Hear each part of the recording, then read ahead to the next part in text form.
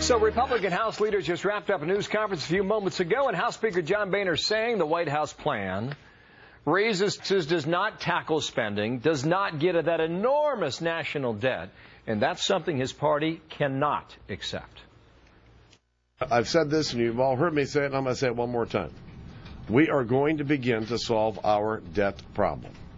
And we're not going to be able to solve it by kicking the can down the road and doing all the gimmicks that have been done in the past. It's time to address our spending problem. Yeah, what about that? Gretchen Hamel, Executive Director of Public Notice. Alan Combs, host of the Alan Combs Radio Show. Happy holidays. Hi.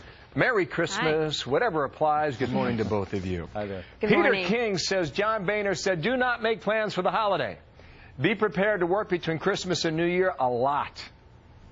Gretchen? They're nowhere close, are they? They're not going for this deal. No, they are nowhere close. And I mean, the president is doing a disservice to the American people by treating taxes as if it's a one-fix solution to what's really ailing our economy and ailing our fiscal sanity right now. Because it's not just about taxes. It's a root problem here. This is about spending. It's what got us into this mess in the first place. And the president's not even willing to put a plan on the table that addresses that. He's wanting to play a small ball issue of small tax increases that will just barely even pay for 1 year's deficit. Well, I figure, Alan, you know, with Cantor and Boehner and McCarthy, Republican leadership, if they agree to a deal without significant spending cuts, there'll be a holy war against them. Well, first of all, they can't afford to do that. I've got to address what Gretchen just said, because it's not true that the president hasn't had spending cuts in the plan. Don't forget he signed the Budget Control Act.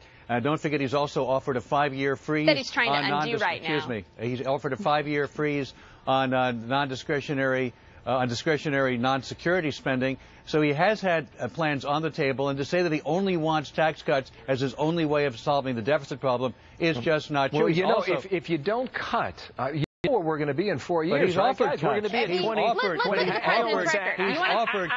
He's offered cuts. 20 trillion is where we go. Alan, do you believe, like Gretchen believes, that they are nowhere close? Yes or no? I have no idea. I don't know why John Boehner is negotiating this in public. He had a private meeting with the president last week. They spoke by phone Sunday night. Then today he gets out and he says, well, he's slow walking it. Why is he doing this in public rather than dealing directly with the president and going and bad-mouthing the White House and saying the president's not really negotiating in good faith, basically, is what Boehner's saying. And again, maybe that's the case. Well, but why say that publicly when you're trying to come to a deal with somebody on the other side? Fair point. Gretchen, what about that, if true?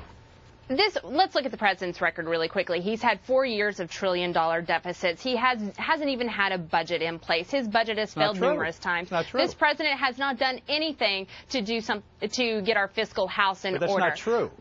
That's just not true. He's offered to cut some of the cuts. He's offered to cut.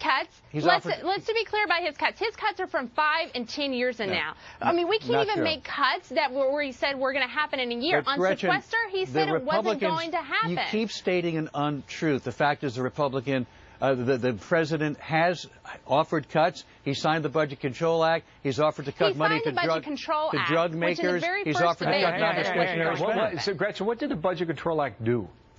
The Budget Control Act basically set a super committee in place that would actually go forth and make cuts. I got you. And you saw where that went. But there are cuts in John Boehner says if you give the White House what it wants, you'll see red as far as the eye. The other thing the president has done, by the way, is that he's insisted first they wanted to go back to the Bush tax rate on the super rich, the top 2%, to about 39%. He's reduced it now to a 2-point increase rather than a 4-point increase. To say that the president hasn't negotiated in good faith or hasn't come up with specific proposals is not true. Well, you need two to dance in this party, guys. He's dancing. I just gave you where he said. Listen, I don't know what you guys are doing on December 30th, but don't go far, okay?